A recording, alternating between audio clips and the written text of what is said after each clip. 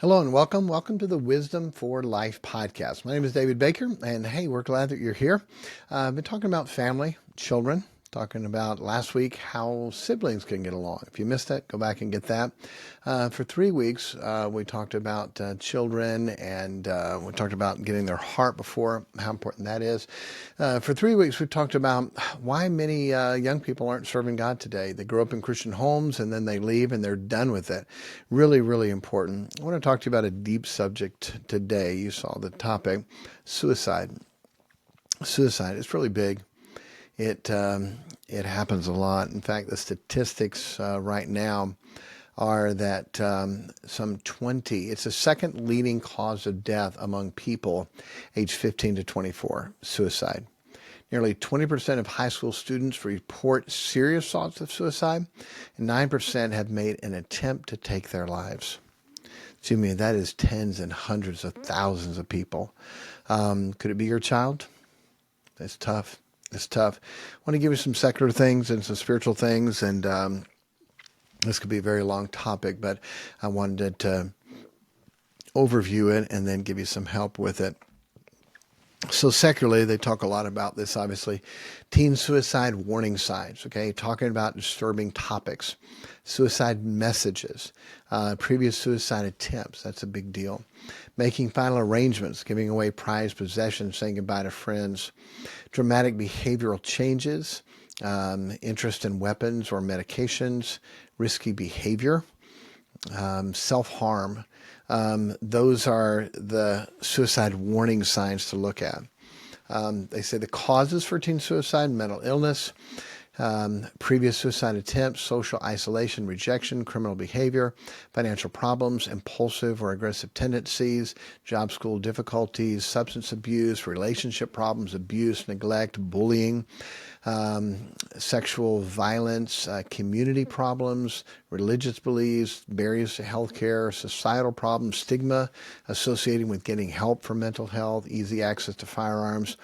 Those are all ways the secular world talks about. First, the warning signs, and then the causes for it. And then they give a bunch of helps for that. I'll tell you, the best help for somebody is helping them to be close to Jesus, helping them be close to the Lord. Someone does not consider taking their life when they're close to God, when they're serving God, when they're obeying God, when they're submitting to God. Hey, God, should I take my life? No. Okay, thank you. Someone doesn't do that. The answer to most things is loving Jesus, getting close to Jesus, thinking about all that he went through. If we could get our children to think about Christ and the sufferings of Christ, all the pain, the hurt, what he went through, from the beatings to the beard, to the crown of thorns, to the cat of nine tails, to the nails, hands, and feet. The Bible says to consider him which endured such contradiction of sinners. What's the contradiction? Contradiction is that he who knew no sin became sin for us. He said, if we do that, it said, why? Lest ye be weary and faint in your minds. If you don't have that, then we get weary and faint in our minds. We don't think about all that Christ did for us, and then we get weary. And we make it about us, and we get selfish. And that happens so many times. But if we could think about what Jesus went through for us, okay? Consider him that endured such contradiction, sinners against himself, lest ye be wearied and faint in your minds. When you think about all Jesus did for you, then we're not thinking about ourselves.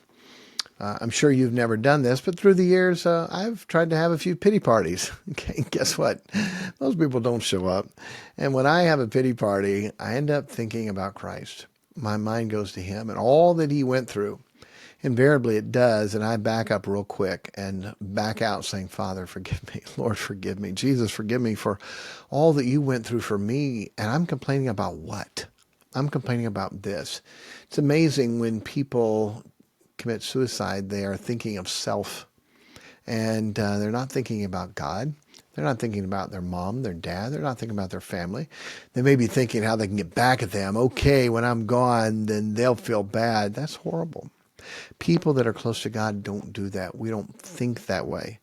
You look at the suicide in the Bible, and it is Judas. Why did he kill himself? because he realized the mistake and mess he would make. He was not close to God. He was not close to Jesus. He ran from him and betrayed him.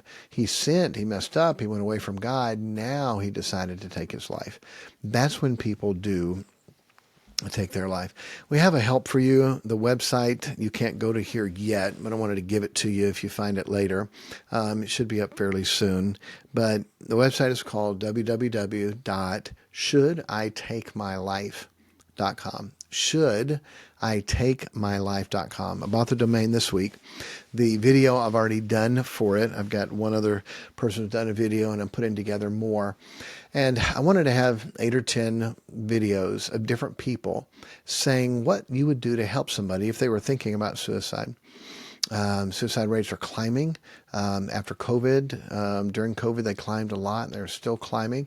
The people that are actually taking their life is really big. I want to put together a resource to be able to help. So, by the way, can it happen in a Christian home? Yes. Can it happen to your kids? Yes. Can it happen to mine? Yes. And so what to look for, but what to fix it. So the video will be on that website, shoulditakemylife.com, pretty soon. But until then, if you would like that video, I'll do my best to put it in the notes of the show. So there's notes there. But also you could email me, askpastorbaker@gmail.com, askpastorbaker@gmail.com, and I'll do my best to get that video to you. It should be in the show notes, so you can have that. And it's just a video, less than 20 minutes long. But what I would say to help someone if they were contemplating and thinking about suicide. When I came up with the domain, I didn't want something that had the word suicide in it. And I didn't want people who are struggling with suicide to know what side we were on yet. Now, they may have a guess, should I take my life? They're thinking someone's going to try to talk them out of it. But many times the websites, people, they know that they're trying to talk them out of it. And if you don't want to be talked out of it, you don't go and watch that. But should I take my life? Maybe something they would go to and watch some videos from people thinking through that to be able to help them. So I wanted to talk about that today, and also to understand the world's answers don't work. Many times all they give them is antidepressant, and antidepressants actually many times have attributed to people committing suicide. And so much so they had to put warning labels on it to keep to let people realize that, look, if you're struggling with suicidal thoughts, taking this medication could push you over the edge. What a horrible thing. And so much of the medications that they give people, from the Ritalin and Adderall, the abuse of it, you can get high from those, and creating drug addicts from that, the chemical makeup from that. If you just Google how close is Adderall or Ritalin to cocaine and methamphetamines, it really is very close in the compound. And I deal with guys like that all the time. They say, oh yeah, we get high from Ritalin all the time. Crush it up, snort it, you get high. Adderall, absolutely, we get high from Adderall. And they have said that the high from Adderall or from Ritalin is like the high from meth. It's the same type feeling. And so that's not something that we need and want for our kids to be able to have, is that. So be careful about that. You need a good church, a good pastor, counseling, help, love, this video. I'm putting together a full course on depression, and people that are depressed, they go take the next step and take their life. That course isn't done yet, but if you just did a look at the Bible, the people that were depressed and what they went through and what they did and what pulled them out of that, people that were wanting to die, who literally prayed to God and said, God, give me my wish, my choice, I want to die. Then you can look and see what the Bible says and what people did out of that. That's a full course, and not going to take time to be able to teach it here, but I did want to deal with it. A few weeks ago, a church and some friends, they had someone in their youth group take their life. I just heard of another family that went through something like that, and they're just horrific, and it doesn't need to happen. It shouldn't happen, and we want to put some things together to help that. So shoulditakemylife.com will be the website, and the YouTube video will be in this link, or you can email me, askpastorbaker@gmail.com, and we'll get that to you. A lot of parents think, oh yeah, that would never happen to my child, and we hope and pray it doesn't, but we should know what to look for, and we should know what to do to help them if they're struggling in their thoughts, because once they're gone, it's too late, and it really is a big deal. Okay? Hey, love your kids. Help your kids to love God. Let's love God. Let's help people to serve God, so we never have to go through the tragedies of losing a loved one like that. Okay? Hey, God bless you. Have a great week, and we'll talk to you later.